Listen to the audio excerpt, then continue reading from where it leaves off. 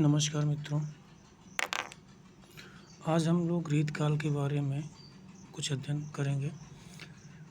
रीतकाल का जो समय है वो 1700 से 1900 विक्रमी संवत है। इसके प्रकरण एक का सामान्य परिचय देखते हैं।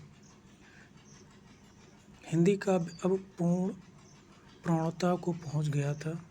संवत 1598 में कृपाराम थोड़ा बहुत रस निरूपण भी कर चुके थे। उसी समय के लगभग चरखारी के मोहनलाल मिश्र ने श्रृंगार सागर नामक एक ग्रंथ श्रृंगार संबंधी लिखा। नरहरि कवि के साथी कर्णेश कवि ने कर्णाभरण, श्रुतिभूषण, भूपभूषण नामक 3 ग्रंथ अलंकार संबंधी लिखे। रस निरूपण और अलंकार निरूपण का इस प्रकार सूत्रपात हो जाने पर केशवदास जी ने काव्य के सब अंग का निरूपण शास्त्रीय पद्धति पर किया। इसमें संदेह नहीं कि काव्य रीति का सम्यक समावेश पहले पहल आचार्य केशव ने किया, पर हिंदी में रीति ग्रंथों की अविरल और अखंडित परंपरा का प्रवाह केशव की कविप्रिया के प्रायः 50 वर्ष पीछे चला, और वह भी एक भिन्न आदर्श को लेकर, केशव के आदर्श को लेकर नहीं। केशव के प्रसंग में यह पहले कहा जा चुका है कि वे काव्य में अलंकारों का स्थान प्रधान समझने वाले चमत्कारवादी कवि थे। उनकी इस मनोप्रवृत्ति के कारण ही हिंदी साहित्य के इतिहास में एक विचित्र संयोग घटित हुआ। संस्कृत साहित्य के विकास क्रम की एक संक्षिप्त उद्धरणी हो गई। साहित्य की मीमांसा क्रमशः बढ़ते बढ़ते जिस स्थिति पर पहुंच गई थी, उस स्थिति से सामग्री न लेकर केशव ने उसके पूर्व की स्थिति से सामग्री ली। उन्होंने हिंदी पाठकों को काव्यांग निरूपण की उस पूर्व दशा का परिचय कराया जो भामा और उद्भट के समय में थी, उस उत्तर दशा का नहीं जो आनंदवर्धनाचार्य, मम्मट और विश्वनाथ द्वारा विकसित हुई। भामा और उद्भट के समय में अलंकार और अलंकार्य का स्पष्ट भेद नहीं हुआ था। रस, रीति, अलंकार आदि सब के लिए अलंकार शब्द का व्यवहार होता था। यही बात हम केशव की कविप्रिया में भी पाते हैं। उसमें अलंकार के सामान्य और विशेष 2 भेद करके सामान्य के अंतर्गत वर्ण विषय और विशेष के अंतर्गत वास्तविक अलंकार रखे गए हैं। पर केशवदास के उपरांत तत्काल रीति ग्रंथों की परंपरा चली नहीं। कविप्रिया के 50 वर्ष पीछे उसकी अखंड परंपरा का आरंभ हुआ, पर परंपरा केशव के दिखाए हुए पुराने आचार्यों भामा, उद्भट आदि के मार्ग पर न चलकर परवर्ती आचार्यों के परिष्कृत मार्ग पर चली, जिसमें अलंकार अलंकार्य का भेद हो गया था। हिंदी के अलंकार ग्रंथ अधिकतर चंद्रलोक और कुवलयानंद के अनुसार निर्मित हुए। कुछ ग्रंथों में काव्य प्रकाश और साहित्य दर्पण का भी आधार पाया जाता है। काव्य के स्वरूप और अंगों के संबंध में हिंदी के रीतकार कवि ने संस्कृत के इन परवर्ती ग्रंथों का मत ग्रहण किया। इस प्रकार दैव योग से संस्कृत साहित्य शास्त्र के इतिहास की संक्षिप्त उद्धरणी हिंदी में हो गई। हिंदी रीति ग्रंथों की परंपरा चिंतामणि त्रिपाठी से चली, अतः रीतिकाल का आरंभ उन्हीं से मानना चाहिए। उन्होंने संवत 1700 के कुछ आगे पीछे काव्य विवेक, काव्य कुल, कल्पतरु और काव्य प्रकाश ये 3 ग्रंथ लिखकर काव्य के सब अंगों का पूरा निरूपण किया, और पिंगल या छंद शास्त्र पर भी एक पुस्तक लिखी। उसके उपरांत तो लक्षण ग्रंथों की भरमार सी होने लगी। कवियों ने कविता लिखने की एक प्रणाली ही बना ली कि पहले दोहे में अलंकार या रस का लक्षण लिखना, फिर उसके उदाहरण के रूप में कविता या सवैया लिखना। हिंदी साहित्य में यह अनूठा दृश्य खड़ा हुआ। संस्कृत साहित्य में कवि और आचार्य 2 भिन्न भिन्न श्रेणियों के व्यक्ति रहे। हिंदी काव्य क्षेत्र में यह भेद लुप्त सा हो गया। इस एकीकरण का प्रभाव अच्छा नहीं पड़ा। आचार्यत्व के लिए जिस सूक्ष्म विवेचन या पर्यालोचन शक्ति की अपेक्षा होती है उसका विकास नहीं हुआ। कवि लोग एक ही दोहे में अपर्याप्त लक्षण देकर उसके काव्य कर्म से प्रवृत्त हो जाते थे। काव्यांगों का विस्तृत विवेचन, तर्क द्वारा मंडन, खंडन मंडन, नए नए सिद्धांतों का प्रतिपादन आदि कुछ भी नहीं हुआ। इसका कारण यह भी था कि उस समय गद्य का विकास नहीं हुआ था। जो कुछ लिखा जाता था वह पद्य में ही लिखा जाता था। पद्य में किसी बात की सम्यक मीमांसा या उस पर तर्क वितर्क हो नहीं सकता। इस अवस्था में चंद्रालोक की यह पद्धति भी सुगम दिखाई पड़ी कि एक श्लोक या एक चरण में ही लक्षण कहकर छुट्टी ली। उपरोक्त बातों पर ध्यान देने से यह स्पष्ट हो जाता है कि हिंदी में लक्षण ग्रंथ की परिपाटी पर रचना करने वाले जो सैकड़ों कवि हुए हैं वे आचार्यों की कोटि में नहीं आ सकते। वे वास्तव में कवि ही थे, उनमें आचार्य के गुण नहीं थे। उनके अपर्याप्त लक्षण साहित्य शास्त्र का सम्यक बोध कराने में असमर्थ हैं। बहुत स्थलों पर तो उनके द्वारा अलंकार आदि के स्वरूप का भी ठीक ठाक बोध नहीं हो सका। कहीं कहीं तो उदाहरण भी ठीक नहीं है। शब्द शक्ति का विषय तो 2 ही 4 कवियों ने नाम मात्र के लिए लिए हैं, जिससे उस समय का स्पष्ट बोध होना तो दूर रहा, कहीं कहीं भ्रांत धारण अवश्य उत्पन्न हो सकती है। काव्य के साधारणतः 2 भेद किए जाते हैं, श्रव्य और दृश्य। इनमें से श्रव्य काव्य का निरूपण तो छोड़ ही दिया गया। सारांश यह कि इन रीतियों पर भी निर्भर रहने वाले व्यक्ति का साहित्य ज्ञान कच्चा ही समझा जाना चाहिए। यह सब लिखने का अभिप्राय यहाँ केवल इतना ही है कि यह न समझा जाए कि रीतकाल के भीतर साहित्य शास्त्र का गंभीर और विस्तृत विवेचन तथा नई नई बातों की उद्भावना होती रही। केशवदास के वर्णन में यह दिखाया जा चुका है कि उन्होंने सारी सामग्री कहाँ कहाँ से ली। आगे होने वाले लक्षण ग्रंथकार कवियों ने भी सारे लक्षण और भेद संस्कृत की पुस्तकों से लेकर लिखे हैं, जो कहीं कहीं अपर्याप्त हैं। अपनी ओर से उन्होंने न तो अलंकार क्षेत्र में कुछ मौलिक विवेचन किया, न रस क्षेत्र में। काव्यांगों का विस्तृत समावेश दास जी ने अपने काव्य निर्णय में किया। अलंकार को जिस प्रकार उन्होंने बहुत से छोटे छोटे प्रकरणों में बांट कर रखा है, उससे भ्रम हो सकता है कि शायद किसी आधार पर उन्होंने अलंकार का वर्गीकरण किया है, पर वास्तव में उन्होंने किसी प्रकार के वर्गीकरण का प्रयत्न नहीं किया है। दास जी की एक नई योजना अवश्य ध्यान देने योग्य है। संस्कृत काव्य में अंत्यानुप्रास या तुक का चलन नहीं था। इससे संस्कृत के साहित्य ग्रंथों में उसका विचार नहीं हुआ, पर हिंदी काव्य में वह बराबर आरंभ से ही मिलता है।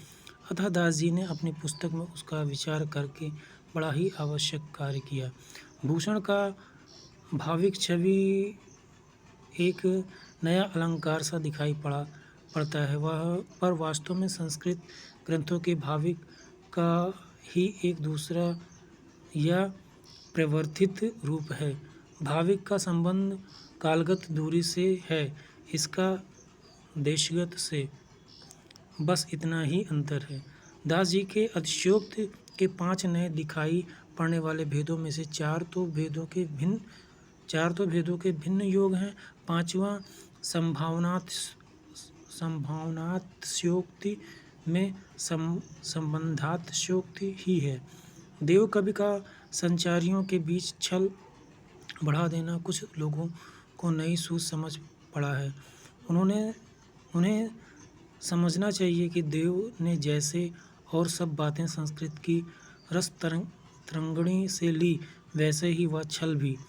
सच पूछिए तो छल का अंतर्भाव अहिता में हो जाता है। इस बात का संकेत पहले किया जा चुका है कि हिंदी के पदबद्ध लक्षण ग्रंथों में दिए हुए लक्षणों और उदाहरणों से बहुत जगह गड़बड़ी पाई जाती है। अब इस गड़बड़ी के संबंध में 2 बातें कही जा सकती हैं। या तो यह कहें कि कवियों ने अपना मतभेद प्रकट करने के लिए जानबूझकर भिन्नता कर दी है, अथवा प्रमादवश और समझकर मतभेद तो तब कहा जाता जब कहीं कोई नूतन विचार पद्धति मिलती। अतः दूसरा कारण ही ठहरता है। कुछ उदाहरणों से यह स्पष्ट हो जाएगा। केशों के रूपक के 3 भेद दंडी के लिए: अद्भुत रूपक, विरुद्ध रूपक और रूपक रूपक। इनमें से प्रथम का लक्षण भी स्वरूप व्यक्त नहीं करता और उदाहरण भी अधिक ताद्रुप्य रूपक का हो गया है। विरुद्ध रूपक भी दांडी से नहीं मिलता और रूपातिशयोक्ति हो जाता है। रूपक रूपक दांडी के अनुसार वहाँ होता है जहाँ प्रस्तुत पर एक अप्रस्तुत का आरोप करके फिर दूसरे अप्रस्तुत का आरोप कर दिया जाता है। केशव के ना तो लक्षण से यह बात प्रकट होती है, ना उदाहरण से। उदाहरण में दांडी के उदाहरण का ऊपरी ढांचा भर झलकता है, पर असल बात का पता नहीं। इससे स्पष्ट है कि बिना ठीक पर्याप्य समझे ही ठीक तात्पर्य समझे ही लक्षण और उदाहरण हिंदी में दे दिए गए हैं। भूषण क्या प्रायः सब हिंदी कवियों ने भ्रम, संदेह और स्मरण अलंकारों के लक्षणों में सादृश्य की बात छोड़ दी है। इससे बहुत जगह उदाहरण अलंकार के न होकर भाव के हो गए हैं। भूषण का उदाहरण सबसे गड़बड़ है। शब्द शक्ति का विषय दास ने थोड़ा सा लिया है, पर उससे उसका कुछ भी बोध नहीं हो सकता। उपादान लक्षण का लक्षण भी विलक्षण है और उदाहरण भी असंगत। उदाहरण से साफ झलकता है कि इस लक्षण का स्वरूप ही समझने में भ्रम हुआ है, जबकि काव्यांगों का स्वतंत्र विवेचन ही नहीं हुआ, तब तरह तरह के वाद कैसे प्रतिष्ठित होते। संस्कृत साहित्य में जैसे अलंकारवाद, रीतिवाद, रसवाद, ध्वनिवाद, वक्रोक्तिवाद इत्यादि अनेक वाद पाए जाते हैं, वैसे वादों के लिए हिंदी के रीति क्षेत्र में रास्ता ही नहीं निकला। केशव को ही अलंकार आवश्यक मानने के कारण अलंकारवादी कह सकते हैं। केशव के उपरांत रीतिकाल में होने वाले कवियों ने किसी वाद का निर्देश नहीं किया। वे रस को ही काव्य की आत्मा या प्रधान वस्तु मानकर चले। महाराजा जसवंत सिंह ने अपने भाषाभूषण की रचना चंद्रालोक के आधार पर की, पर उसके अलंकार की अनिवार्यता वाले सिद्धांत का समावेश नहीं। इन रीति ग्रंथों के कर्ता भावुक, सहृदय और निपुण कवि थे। उनका उद्देश्य कविता करना था, न कि काव्यांगों का शास्त्रीय पद्धति पर निरूपण करना। अतः उनके द्वारा बड़ी भारी कार्य यह हुआ कि रसों, विशेषतः श्रृंगार रस और अलंकारों के बहुत से सरस और हृदयग्राही उदाहरण अत्यंत प्रचुर परिमाण में प्रस्तुत हुए। ऐसे सरस और मनोहर उदाहरण संस्कृत के सारे लक्षणों से चुनकर इकट्ठा करें तो भी उनकी इतनी अधिक संख्या न होगी। अलंकारों की अपेक्षा नायिका भेद की ओर कुछ अधिक झुकाव रहा। इससे श्रृंगार रस के अंतर्गत बहुत मुक्तक रचना हिंदी में हुई। इस रस का इतना अधिक विस्तार हिंदी साहित्य में हुआ कि इसके एक अंग को लेकर स्वतंत्र ग्रंथ रचे गए। इस रस का सारा वैभव कवियों के नायिका भेद के भीतर दिखाया। रस ग्रंथ वास्तव में नायिका भेद के ही ग्रंथ हैं, जिसमें और दूसरे रस पीछे से संक्षेप में चलते कर दिए गए हैं। नायिका श्रृंगार रस का आलंबन है। इस आलंबन के अंगों का वर्णन एक स्वतंत्र विषय हो गया है और न जाने कितने ग्रंथ केवल नक्सिक वर्णन के लिए हैं। इसी प्रकार उद्दीपन के रूप में षट ऋतु वर्णन का भी कई अलग पुस्तकें लिखी गईं। विप्रलंभ संबंधी 12 मासे भी कुछ कवियों ने लिखे। रीति ग्रंथों की इस परंपरा द्वारा साहित्य के विस्तृत विकास में कुछ बाधा भी पड़ी। प्रकृति के अनेक रूपता, जीवन की भिन्न भिन्न चिंत्य बातों तथा संक्षिप्त बातों तथा जगत के नाना रहस्यों की ओर कवियों की दृष्टि नहीं जाने पाई। वह एक प्रकार से बद्ध और परिमित सी हो गई। उसका क्षेत्र संकुचित हो गया। वाग्धारा बंधी हुई नालियों से ही प्रवाहित होने लगी, जिससे अनुभव के बहुत से गोचर और अगोचर विषय रस सिद्ध होकर सामने आने से रह गए। दूसरी बात यह हुई कि कवियों की व्यक्तिगत विशेषता की अभिव्यक्ति का अवसर बहुत ही कम रह गया। कुछ कवियों के बीच भाषा शैली, पद विन्यास, अलंकार, विधान आदि बाहरी बातों का भेद हम थोड़ा बहुत दिखा सके, पर उनकी अभ्यंतर प्रवृत्ति के अन्वेषण में समर्थ उच्च कोट की आलोचना की सामग्री कम पा सकते हैं। रीतिकाल में एक बड़े भारी अभाव की पूर्ति हो जानी चाहिए थी, पर वह नहीं हुई। भाषा जिस समय सैकड़ों कवियों द्वारा परिमार्जित होकर पूर्णता की को पहुंची, उसी समय व्याकरण द्वारा उसकी व्यवस्था होनी चाहिए थी कि जिससे उस च्युत संस्कृत दोष का निराकरण होता जो ब्रजभाषा काव्य में थोड़ा बहुत सर्वत्र पाया जाता है, और नहीं तो वाक्य दोषों का पूर्ण रूप से निरूपण होता है, जिससे भाषा में कुछ और सफाई आती। बहुत थोड़े कवि ऐसे मिले जिनकी काव्य रचना सुव्यवस्थित पाई जाती है। भूषण अच्छे कवि थे। जिस रस को उन्होंने लिया उसका पूरा आवेश उनमें था। उस पर भाषा उनकी अनेक स्थलों पर सदोष है। यदि शब्दों के रूप स्थिर हो जाते हैं तो और शब्द रूपों के प्रयोग पर जोर दिया जाता है तो शब्दों को तोड़ मरोड़ कर विकृत करने का साहस कवियों को न होता। पर इस प्रकार की कोई व्यवस्था नहीं हुई, जिससे भाषा में बहुत कुछ गड़बड़ी बनी रही। भाषा की गड़बड़ी का एक कारण ब्रज और अवधि इन दोनों काव्य भाषाओं का कवि की इच्छानुसार सम्मिश्रण भी था।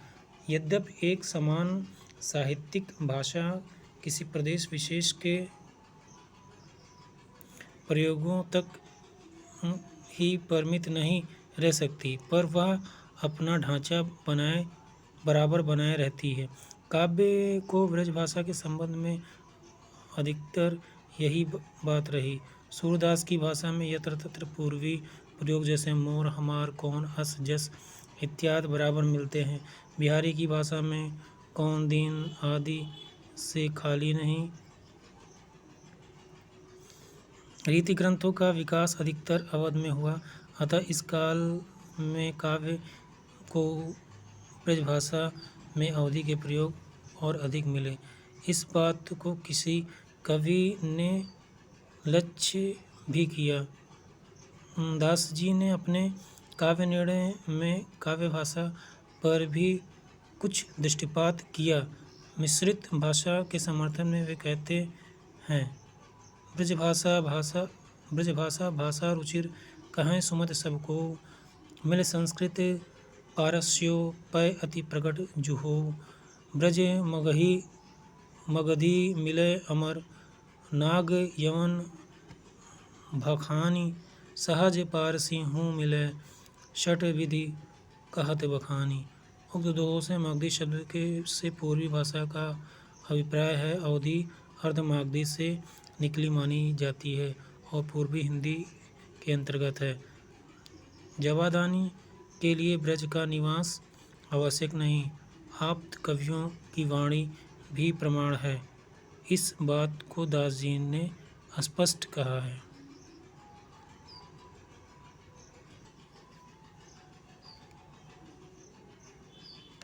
सूर केशव मंडन बिहारी कालिदास ब्रह्म, चिंतामणि मतिराम भूषण सु जानिए, लीलावर सेनापति निपट निवाज निधि, नीलकंठ मिश्र सुखदेव देव मानिए, आलम रहीम रस खान सुंदरादि, अनेकन सुमति भय कहाँ लो बखानिए, ब्रजभाषा हेत ब्रजवास ही न अनुमानो, ऐसे ऐसे कविन की वाणी हो सो जानिए।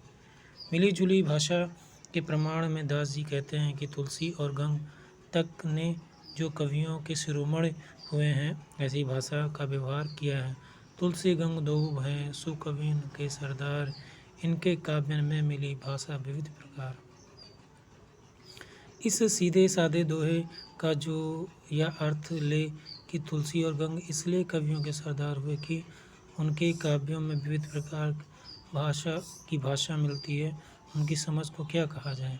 दास जी ने काव्य भाषा के स्वरूप का जो निर्णय किया वह कोई 100 वर्षों की काव्य परंपरा के पर्यालोचन के उपरांत, अतः उनका स्वरूप निरूपण तो बहुत ही ठीक है। उन्होंने काव्य भाषा ब्रजभाषा ही कही है, जिसमें और भाषाओं के शब्दों का भी मेल हो सकता है, पर भाषा संबंधी और अधिक मीमांसा न होने के कारण कवियों ने अपने को अन्य बोलियों के शब्दों तक ही परिमित नहीं रखा। उनके कारक चिन्हों और क्रियाओं के रूपों का भी वे मनमाना व्यवहार बराबर करते रहे।